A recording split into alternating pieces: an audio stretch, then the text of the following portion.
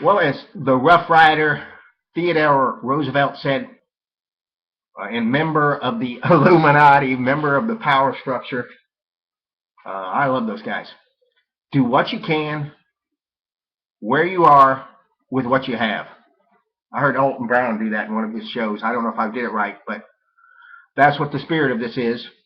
I was shooting all my videos on my phone, but now, for whatever reason, my iPhone won't connect with my network here at this apartment where I'm living, or here at this house that I'm living.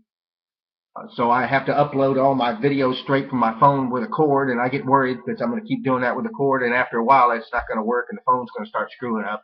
That's the way it seems, so I want to prevent that. So anyway, let's get to good calories, bad calories. I was a little herky-jerky with that video yesterday. I misread some things. I was a little excited, and I wasn't really pleased with it, and I didn't. Normally when I do videos, I don't plan ahead. I just kind of talk. And I want to talk about the book, Good Calories, Bad Calories. I also read Why We Get Fat, and I want to talk about Mr. Tobbs and what he means to me. Good Calories, Bad Calories, I believe, was the first book that Mr. Tobbs ever wrote on nutrition. And as he says in the back of the book, it took him 5 years to write it. Prior to that, he had written a book on the controversies in nuclear fission, I think.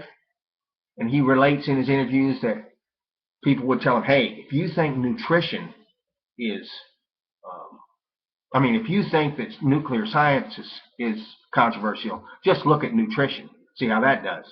So I guess he looked into it, and he wrote the book, Good Calories, Bad Calories. It is a long book. It is not like other books that you're going to read where I've read all this. I read about 5 or 6 of the Zone books. I even have Toxic Fat over in my collection. Mr. Sears is a brilliant man, and I appreciate him. He was the first person who got me into the idea of thinking about hormones and thinking about different things in our system and our body as a system. I had been introduced to the thought of the body of the system. I read Russian writers that I'd read. I'd also trained under with the supplements of a guy named Rick Bruner. And Rick Bruner, he brought creatine to the United States. He explained how training worked and how different training modalities would increase different hormones. You would get stronger quicker, you build weight, and he had all these systems. So those type of things, I was thinking in that way with these previous authors. As I've related before in my stories about why we get fat, my children introduced me to Mr. Tobbs in a roundabout way. They actually got me watching Fathead, and I read Mr. Tobbs from Fathead. Now, Good Calories, Bad Calories is just an imposing book. If you look at the back of it, it's, excuse that. It is, when you get the index, it is 600 pages. 600 pages. The epilogue, the book ends, I got to page 460. And then if you go through his notes, which I didn't, you could go through every note. If you want to be slick, then you could read the book and then read the notes, and then find something in the notes and then go read that. But I'm not going to do that.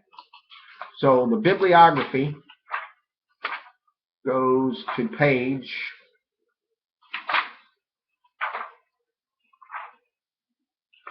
460. This is not real professional, is it? The bibliography. Oh man, bibliography. It's huge. 573. So the bibliography full of the notes from chapter to chapter goes from approximately 465 to 105 pages. That's more than most of us read. Most of the Sherlock Holmes stories were not that long. It's just a long book. And the guy, it's obviously he put a lot into it. He talks to a lot of people, a lot of subjects. I think the biggest point that it brought home to me from this book and I read the whole thing. As I said, I'm not the most, sometimes I read things carefully, sometimes I don't. But the most important point it brought to me is if you don't want to gain weight, don't eat carbs. Period. Period. They had the best illustration. I'm not going to go through it right now. The Eskimos, they don't get fat. They're strong. They don't have health problems. They don't eat fruits and vegetables. They don't even consider them good food. They'll eat wild berries if they have to. They had studies in there where people who were put on meat diets and they lost weight, their blood pressure went down, their cholesterol went down, all that stuff. He also makes it clear that if you eat fruits and vegetables and you eat grain and so forth, you're going to need vitamins. So he pretty much exposes the whole vitamin concept with the fact that you need vitamins because you eat all these carbohydrates. And I don't think that he had an axe to grind when he started this. I don't think he had any concept. I don't think he got up, oh man, I'm going to slaughter carbohydrates. I'm going to go after those wheat farmers. I'm going to go after those Coca-Cola people. I'm going to go after those Post and M&M's. I don't think Mr. Tobbs for 5 years got up every day and said, boy, I got to go get those Mars people. Those damn Snicker bars. They're killing people. Those son of a bitches. Those chocolate bars. F those people. No, I don't think that was what went through his mind. He spent, as I said before, he spent page after page after page with studies that some German guy did in last century who studied rats, or this British guy who was fat, who just put himself on a meat diet and had nothing but meat and soup and stuff like that and lost 35, 40 pounds. The Pima Indians are in this book. That's the why we get fat. The Pimas are stars. As I said, there was these two guys that had run into the Eskimos that